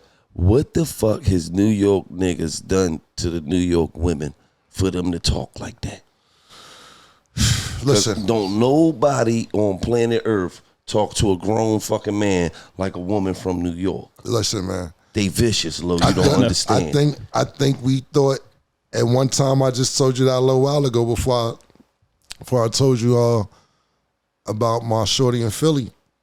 That shit was sexy. Do you know who fucked it up, man? When we was younger, I'm gonna say for the 90s. And it might have been late 80s, early 90s. Apache had a song called Gangsta Bitch, man. And I need a gangster boogie with my gangsta bitch. I need a. And they was like, "Ooh, shorty got the door knockers on with the bandana and little Timbs and shit." And we was like, "Yeah, that's why I want one of those." Until you get outside of New York and be like, "I never want one of those ever again." But you know, that's a great question, Gil. I can't even fucking tell you why, because they still doing it. They still, yo, suck my dick. What? Oh, nigga. What? My nigga, suck my dick. They go crazy. You a pussy, son. Yeah. You know how I know Word to you my a pussy? father. Yo. No, you know how I know you a pussy? Because your father, with two F's too, not father. Yeah. Because your father's a pussy. Yeah, And yeah. your father's Yeah. no, that's his grandfather. Yeah. That's not his father. Yeah. Like, I know you won't do nothing. Yeah. And then, dog, I used to talk to him on live.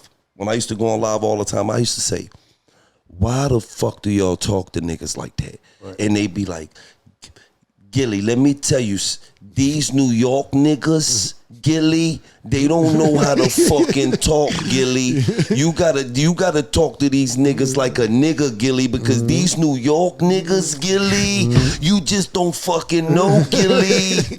Yeah, nah. I gotta tell you, I'm not saying that they lying, but the suck my, I can't take it. Yo, fuck you, suck my dick, my nigga. I'll be like, yo. They tell you that shit fast. Yo, I'll be honest with you. I have not dealt with, I won't say New York, a Harlem female in years. I won't do it. I'm not, if you from Harlem, you just my homegirl. I'm not dealing with that. I'm not dealing with the attitude and I'm not saying there ain't some feminine women in Harlem neither, but I've been too tortured growing up dealing with them type of women. Then got to travel and see other females, and I love all my Harlem girls, but we just gonna be cousins and sisters, aunties, and everything else. We not getting in no relationship with nobody from Harlem, man. Well, I mean, I love them too, but I don't want no bitch calling me bro. Yo, bro. Yeah. Yo, you know what's crazy? I see my homegirl Kelly, she posted up a day, she said, I'm all fucked up. I say bro romantically and say babe platonically. Like, this shit is crazy, man. Yeah, I'm telling you, I ain't never seen, I'm talking about, if you gotta, and I'm not saying all women from New York, because you got some motherfuckers but if you got one of them motherfuckers that was bred, boy, you a rough motherfucker. You could put up with that shit. Right. Nah, trust me. Look, I was blessed enough to be able to travel at a young age and see different shit. So, like I said, even the girl from Philly, you talking about Tawassa, I met when I was 20 years old. I got out of there. I've been living outside of New York. I mean, I keep my cribs in Harlem with my cousins and everybody else, but me physically, same thing you said. I moved outside New York in '98, right in Fort Lee, so I could get to Harlem in 15, 20 minutes, less than that, 10 Fort minutes. Lee, little bit low key. Yeah, Fort Lee I live literally next to the George Washington Bridge. You get across the George Washington Bridge, you at Harlem. Yeah. So once you cross the bridge, you there. Like, I'm talking about if there's no traffic, I get there 6 minutes. Yeah. So but you be in LA though. Yeah, I was in LA shooting a TV show. I got a crib in Vegas, got a spot in Miami. Damn, you just talk heavy, nigga. Nah, because at the end of the day, I still like to travel. I mean, don't get me wrong. I'm never gonna not go to Harlem. I love it, but it's different culture. And there's money green all over this motherfucking way, all over the place, everywhere. And you got to get it. Yeah. And the bottom line is you gonna get the majority of your money outside of Harlem. It's a fact. A bunch of That's a fact. We had a show at the Apollo, 20-year anniversary of Come Home Me. Gave out half the tickets. You know what I'm saying? Because the niggas don't want to pay, which is not a problem. I'm going to take care of home. I'm not there that much to do shows at the Apollo, but I know too many niggas to where I'm going to give it to you because I love you. I'm going to give you the sneakers for free, the camera on sneakers. I'm going to give you the shirt. I'm going to give you the tickets. I don't give a fuck. I love y'all niggas. So I'm not going to make that much money because I'm going to give shit away. It's a lot of, it's mad gentrified, so niggas will be like, why you ain't get a store? Why you ain't got a restaurant? I wouldn't make no bread. Everybody come in. Come on, Cam got the lamb chops. It's cool. He got me. Call him. It's all good. Like, I can't do nothing in Harlem as much as I would want to. I just know too many niggas and they would take advantage of the friendship. Now, before we go, what's up with you in this basketball shit? Oh, you don't want it? I barbecue bake the shit out you. I know. See, hold on real quick. This is brought to you by Pink Horsepower. This basketball conversation. This barbecue bacon is brought to you by Pink Horsepower. Can I have your ball game? You better take it. Pink-horsepower.net for the Pink Horsepower. Gilly might need to take some of this before he play. Now, what's going on with you in the basketball? Let's have a You be see him cooking shit. You see him cook more. Time out. Damian I see the highlights. You can add it to whatever you want. He beat Russ. Who are you playing? Listen. Russ had a game. Damn, you gonna talk about Russ like that? Shout out to Russ. I like Russ. I like Russ had like, they played like 15 games straight. Yo, listen. All right, let's do this. Because this is what I was telling my man. Who did you play basketball in high school? Yeah. He went to college. He had a What you mean? Hold on. Rasheed Wallace. I don't know. What do you mean everybody can vouch for me? No, I'm just asking. You fucking right. So I what played NBA, basketball you played in what high NBA school. players you played against in high school? You say Rasheed Wallace. Rasheed Wallace, Alvin Williams, Katino Mobley. Right. Like, and these people going to vouch for you. Yeah. is a pig's pussy pork? Yeah. So he was nice in high school. Oh, I was one of we could Google this. I was one of the gonna top Google 3 it. guards in the city. You Google the 'Cause I top 3 never guards in the heard of city. you. It was Rasheed Bey, Sean Smith, and Farrard Nasir. We ain't got the I'm just saying. I never heard just of how you. they talk about you. Yeah. You had game. Yeah, they No, that's talk what I'm about me. asking. If they do top guards, if they do, what's the name of that series that just came out? Point guards on Showtime. If they do point guards of Philly, nigga, I'm on You there. on there? What do Okay. you mean? Okay, so Hood legend, Erie So what- Avenue hood legend. so what happened to the next level? Did you go to college? Right? Yes, went I to- went he to went college. to- Then I okay. got kicked out for armed robbery. No, Okay. hold up, Cam. Hold up. That college don't count. Yes, it does. I'm going to tell you, listen. The nigga went to North Philly University. That shit is nothing, bro. Listen, he went to a college that, listen, that college he went to, ain't my living room bigger than that college he went to. Bro, that shit don't even count. I ain't gonna hold you. I ain't gonna lie to you, Cam. That shit don't count. All right. So Cabrini what happened count. to the scholarships? Why you ain't go to the next? He didn't have no D1 scholarships. You fucking. So how you in the third That's best not point? D1. What D1 school you had? Ohio. Cuz. I think Ohio, not Ohio State. I think Cuz. Ohio, the green Ohio. Okay. But other than that, he ain't had no. Yeah, And he- that was niggas said the Green Ohio, the Bowling Green joint. I know you talking that's about. not. He didn't have D Ohio State. Green Ohio. No. The joint that say Yeah, Ohio I know that's what green. you talking about Bowling Green. Yeah, Bowling He Green. ain't had no fucking. So what happened? So what happened to scholarships? He lying on me. first Okay, of all, okay. right? Villanova ain't winning. Temple ain't winning. Drexel ain't winning. LaSalle, they all in Philly. LaSalle ain't Yeah, I winning. know. Rutgers ain't winning. First of all, Nobody he, winning. He lying. First of all, Okay. right? He's a hell of a No, pickup game Listen, player. right? No. You a pickup game player, cuz. First I of got all, Gilly. He can First shoot. of all, I only played organized basketball, nigga. He always hating on me because I'm a hood legend where I'm from. He can't deny that. Listen, I'm not gonna lie. Your Instagram post is amazing. Cam, No, I fucked up. You was on House of Highlights. I fucked up. I said something, right? It was me, Uncle Worldwide West, and we was on FaceTime with, you know who we was on FaceTime with. Who did I call you with? Chris Paul. And I fucked up Chris. I said, I told Chris Paul, I said, Gil will cook you. It was just the heat of the moment. I want to apologize, legend. I don't even know what got into me, Chris. Uncle West was there. Uncle West was like, huh? I was like, yeah, I didn't even know I was fucking tripping. First of all, I will cook the shit out of Chris Paul. No, Chris, I and apologize. anytime Killer is ready, He's off. Listen, this is what I'm gonna do. I'm not gonna lie. you look- lost your Can athleticism. Jim Killer. play? Because Jim always hyping this shit Fuck up. no, Jim Can can't Jimmy play. Jim ain't He doing talking about, good I at can do shit this but and- doing curls. See, Jim. Jim's a power lifter now. I'm not Jim, my man.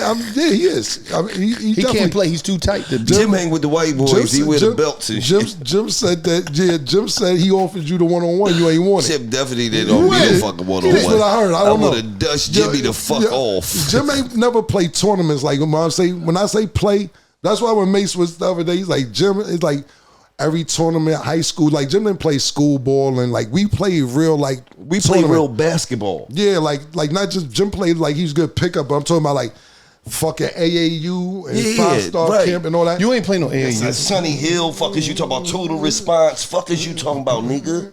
You ain't playing. Nigga, so I want to ask Gil this. nigga. Yeah. I'm gonna just say this.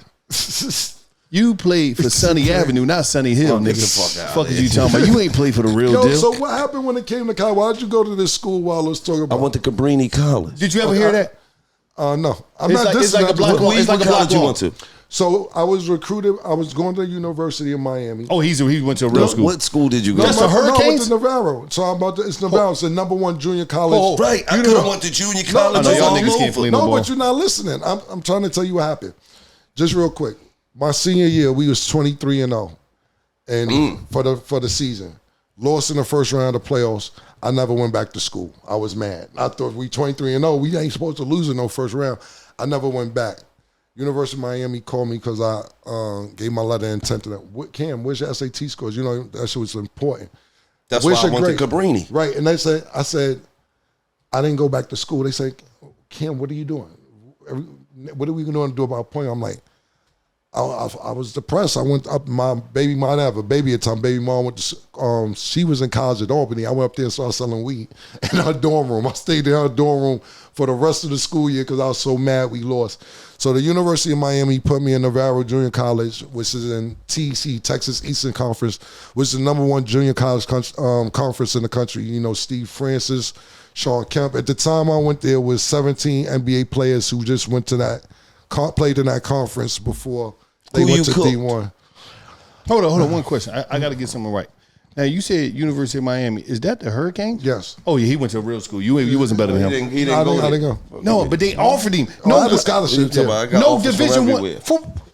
How you get offers from everywhere? You go to a school It's your that's SATs. listen. The school that he went to was in a little strip mall. Because the SATs. Shit was in the strip mall. The SAT is important. You can't get on SATs to- is important. Well, who offered you? What Division One? Everywhere. You lying, nigga. All you gotta too do is short. all you gotta do is ask around. That's You all ain't say gotta no do. school. Because it was too many. Fuck you talking about. You hell of a pickup dog. Fuck you talking about. We If I played. play- Listen. We played ball in the '90s, bro. Where That's different. where the coaches came and sat in the seats with the hats on. Now let's put this in perspective. I went to the top school in Philadelphia. We sent everybody to the pros at this time. Not grads, not nobody else was sending niggas to the pros yet, but us. You didn't go. Ben Franklin. Hold on. And I started 3 years, man. 'Cause The people left. fuck are we talking about? A lot of people It left. ain't no question if I was that nigga or not. Everybody knew I was that nigga. You knew I was that nigga. You can front for the. You went to a college in the strip you mall. You can front for the cameras and all was in the that. strip mall. You can front for the cameras and all that. But at one time, I'm gonna be honest. Them SATs count though. I don't know the situation. that was the same situation. Listen, he was one of them little niggas. He was little cuz bragging, yeah, But my cousin who- Gil, nigga. You didn't say know one that. Division One school that Bro. picked you. You didn't say Miami, or you didn't say Florida State. Oh, You no, I ain't was say recruited by Georgetown, Long you ain't Beach say State. Seton Hall. Because, bro, if you was a real, let me just say St. this. John's. Let me just say this. He knew this. If you was Bobby a Knight real, wasn't looking listen, for you. If you was a real player like we was, nigga, every day you walked in, you had stacks of letters. Yeah, like I get this. it. Can I say fact. this? Can I say this? Hold, Cam? hold on. Every day you walked in, you had stacks. I was just telling you about the letters, yeah. Especially if you went to a school that was prominent. I just told you, Ben Franklin was the most prominent school in Philadelphia. Even though at the time, Gratz was the #1 school in the country, and they only beat us by 4 points. Let's talk about that. That's a whole different but thing. listen, can I say right, one thing? Hold on, right? So when you walk in and you getting letters from everywhere, junior colleges, D1s, D2s, It's a fact. you don't understand, Lo, because you never was a high quality athlete. I was. You was just a high played quality football. thief, All right, and listen, you let me say wasn't this. good at Cam, that. let me ask because you one question. Always got caught. One He question. got caught at 11. He One got question. caught at Cam, 12. one question, He got though. caught at 13. This gonna kill 14, everything. 15. Watch this. And then he went to jail for 20 years. Can I and ask you 17. one question? So he Cam, wasn't even good Cam, at stealing. This how you know it's fucked up. His high school that he was the shit at was like 3 blocks away from John Chaney and Temple University, and they didn't come looking for him. no. They didn't come. John Chaney didn't come looking for me. You was 3 blocks away. Bro, for me to sit here and argue with you about who was came three- and looked for John me, who was, Chaney didn't Dog, I fucking was come one up- of the top guards in the city. That's something you could Google. You could I just know, Google but that. you wasn't strong You ain't like gotta. You ain't gotta say. It's gonna pop up. You know what was better than you? nigga. Reds was better than you. it's gonna pop up. Reds Bro, and Simon out of Grace is better barbecue. than you. Beat Reds the is shit better out than of Reds. Ask him. All you got to do is ask him. He just played on the #1 team in the country, but was he fucking with me? Fuck no, Reds wasn't fucking with me. Katino Mobley was better than him. Katino Mobley's barbecue nice. baked the shit out of Cat, man. He was better than the fuck is you talking about? Katino Mobley went to the league. He didn't. He was playing for the Houston Rockets. Played for a lot of teams. Out there a lot of years. Houston Katino's is. nice. Let Houston, me tell you something. Barbecue. we have a problem, Houston. Anybody you saying, I'm telling you, they got barbecue baked, man. So it's two things. I just barbecue baked Katino Mobley in LA 3 weeks ago, nigga. And Chris Paul. When you say barbecue bake Chris Paul, what are you talking about? Barbecue. He was on one team. I was on is this the other. Mace IAI story? Right. He was on one team. No. He lost. Chris Paul was 0-3. I put it on my Instagram. Okay. I said, Chris, you sent me to sleep a bunch of nights, mad as shit because you killed the Sixers. But nigga, you're 0-3 today. So what do you mean 0-3? How this went? Was it a tournament, one-day tournament? No, we was playing pickup ball, and I sent his ass home 3 times. Okay, got you. I thought you meant something. So look, this is what I'm saying.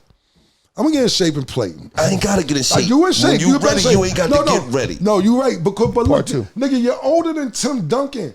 You're older than Kevin Garnett. What are you doing this for? Like that nigga, his revenge tour. That's why I said this nigga's on the wild revenge. Because I gotta let these young niggas know. No, but I want. That's There's still old niggas out here that barbecue niggas. That's why I'm glad you told me, because I'm like, yo, because I didn't know. I really wanted to know. I'm like, Gil must not have played in high school. This is some revenge shit. But now I know that you was all city. He was washed up. He I didn't don't make listen. it. Only thing I like to do is play basketball. Right. You feel what I'm saying? So I always did that over the years. I never stopped. You feel what I'm saying? Because that was my first love before my wife. Anything, nigga. You know what I mean? Nigga, listen. I ain't gonna take me long to get in the shape I need to play, because when I play you, we playing 3 dribbles. You ain't gonna do all that. Yeah, it don't matter. However you want to play, killer. That's how pro niggas play. However you want to play, and we gonna put a 30-second killer. shot. Like I watch you. You like to hold the ball after you score, talk. When you play with pro niggas, I'm talking about today. 3 dribbles, and that way you ain't going to. Gil like to do 27 dribbles. Well, I watched you. No, I get my shit off on Trey Young. Listen, Ja Morant. Ja Morant, the cameraman. I'm gonna get my shit off. I'm not gonna say I can guard them niggas because I can't. So listen, I'll lay you. I will lay you. Listen. Niggas. I will lay you 100,000. I will get my shit off. I will lay you 100,000 to your 10 that Ja Morant will fucking cook you. No, he will. If we listen, all I'm saying is if we don't play make it take it 1-on-1 and I get the ball every time he make a shot, he's probably gonna beat me 16-6. Ja Morant? Yeah, I'm gonna get 6, 7, 8 points. Don't let me, because you're gonna barbecue. I'm not gonna really be able to stay in front of him. Nobody can stay in front of him. He got too much shit with him. But I'm gonna get my shit off. All right, before we get hold on the last thing real quick, because I wanted to say this. It was Mace better than you because he said he was. No, Mace was better than me. Mace was better than a lot of niggas from a time 11 years old to 15 years old, and niggas just started getting a little better. Mace, he said he beat me last time he played. He might have. He talking about at the Reebok gym. That's after niggas had deals and all that shit and really wasn't playing. If you talking about high school.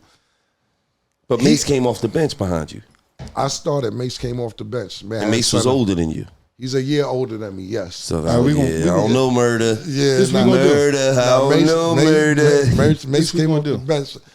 But this is the last thing basketball for me. This is what I'm challenging you to. And it's not part of me. And we going to see, because, listen, I seen a little bit of Chris Paul. I didn't know Chris Paul was there, but I seen you play and your arm came out of socket like a broke chicken wing, nigga. One game where some nigga hit you for a football player. Next year, give y'all the heads up. Big 3. You get a team in the Big 3. That's niggas your age, a little younger. You could do your $1 million games from the Big 3, and you get a team, and you go against these niggas who just got out the NBA, and I want to see what you're going to do. I'm not saying you won't bust the ass, but that's a real test. I'm going to keep it all the way real. I'm going to just keep it all the way real. Yeah, let me hear it. None of them older niggas that played in the NBA, none of them older niggas can't fuck. Well, then go win the Big 3. I'm going to tell you why. Yeah. They legs too beat up, man. They played too many years on them knees. Cam, let me tell you something. Listen, Cam, you got to stop this shit, man. Listen, you got to stop some of this shit with the basketball, bro. You got to stop, man. Listen, Cam. You're very good for your age, man. You got to stop, man. You got to stop this shit, man. I'm not talking about, I'm not talking about the niggas that just retired. I'm talking about, like, The older niggas that's my age, they can't fuck with me, Cam. They go get the listen. Because they play too many games on them knees. Them knees don't move the same. My nigga. Dog, I beat my 23-year-old son in a race. It's on the gram. Then I beat my 26-year-old brother in a race. You are in good shape. That's on the gram. You know, none of them niggas is not running like that no more. You know who wasn't fast, couldn't jump down nothing? Paul Pierce. For years. He's 6'7", though. I'm not talking about for you. I'm talking about, nigga, don't because you faster or quicker and my jumper more silky. Listen, but if a nigga... Oh, they ain't gonna get none of that off. I know how to get my shit off. Yo, listen, man. See all the dribbling I'm talking about? That's what 3 dribbles I'm playing. That's just why I'm playing them 3 dribbles. This is what we gonna do. Yeah. We gonna see. We gonna take the cameras to the court when Cam ain't never coming, man. Cam talking shit, man. Cam and Mace is talking shit. Man, listen, if you want us, come to the barbecue featuring Cam and Mace. I'm gonna invite a bunch of everybody. Nigga, nobody heard of you, Gil. I mean, I'm more. Go to show. Go watch me on Showtime tonight. Basketball docu. But that shit they ain't do no documentaries on Philly. They did documentaries on Philly. They talk about me, Iverson, Rasheed Bey, motherfucking. They talking about motherfucking Rasheed Wallace. They talking about motherfucking Rondell Turner. They talk about Pooh Richardson. They talk about Randy Woods. I'm in there. I never heard of you. I'm in there. I haven't heard to you. The gram came out. I'm in there. Once the gram came out, I heard of you. That's what I'm saying. You ain't had no game. I'm saying, Cam, I never heard of you till you said you had game back in the day. I was like, okay, so Cam had game. I'm well known, man. That's why they called me for all these shits, nigga. You played at the Garden because you played in New York, nigga. Nah, nigga, because we went to the chip. Yo, you know I played at the Garden. Yeah. Oh, okay, you've been checking. Oh, you scouting me. Okay. I caught this nigga been scouting me. All right, I'm fucked up. Players fuck up, too. All right, cool, man. Players fuck up. Lost, you know, okay, you been scouting me. Players fuck up. All right, say no more. Nah, I will admit you very good for being older like me. We the same age. You're in great shape. I want to see Big 3, and I think it'd be great for y'all show. You go play 3-4 games. There's no excuse. You can't miss work. You can't miss work. You'll make some bread while you there, nigga. Listen, I promise you, if I play 3 games in the Big 3, they gonna want me there permanently. Well, listen, man. Don't cut the check. $1 million worth of game, Cam. Thanks for having me. Horsepower. Yeah, get your pace right. Always make sure you go pick that up. It's all natural, no drugs, straight from Africa, black-owned business. Pink-horsepower.net. Go get it. But I just want to tell y'all, too, real quick, I'm very proud of y'all. You know, I know that you did 20 years in jail. And coming home and getting right to the business and hustling and not crying about being in jail and saying, I'm going to figure out a way to get it. I love it. I remember you had posted something maybe a few, because I followed you. I'm two of my favorite to follow, pause. You post something, you said, I spent $1,500 on this phone, I make $5 million. And I'm like, that's the attitude you need to have. So I'm very proud of you. And secondly, Gilly, I'm very happy and proud for you because this is a nigga who know how to rap and never really got a fair opportunity and had to sit there and watch niggas who can't rap get popping and just sit there and not hate on that. So for this to be a second act and it's successful and it's dope and y'all got a fucking awesome show. Appreciate that, I'm man. super duper happy for both you guys, man. Definitely. I just want to tell y'all niggas that. I just want to give you your flowers, man, just for being one of the greats in this rap shit. Yes. I appreciate and surviving over decades, man. I not too many motherfuckers. You got motherfuckers that came out that did 10 million copies, 5 million copies, 4 million copies, and them niggas ain't around no more. That's a fact, man. You know, for you to be around and be the businessman that you is and doing all the things that you're doing, we salute that, man. You know what I mean? Guys, man. I appreciate as well as saluting Wallow, man. You know what I mean? Likewise. Being the 20 years in jail. That's a fact. All the shit he had to go through, all the ass slaps. Yeah, I mean, the pinches on the ass. You know what I mean? We salute you, man. You know what I mean? You had it rough in there, man. You know what I mean? All them nights you had to, lay in the bunk with a nigga you didn't want to lay out with. You know, we salute you. You had it rough. I cooked you about that basketball shit. I cooked that nigga. You know what I mean? We salute you, man. So when y'all out and about, make sure y'all pick up some Pink Horsepower. Yes, sir. And it's just like that. Right.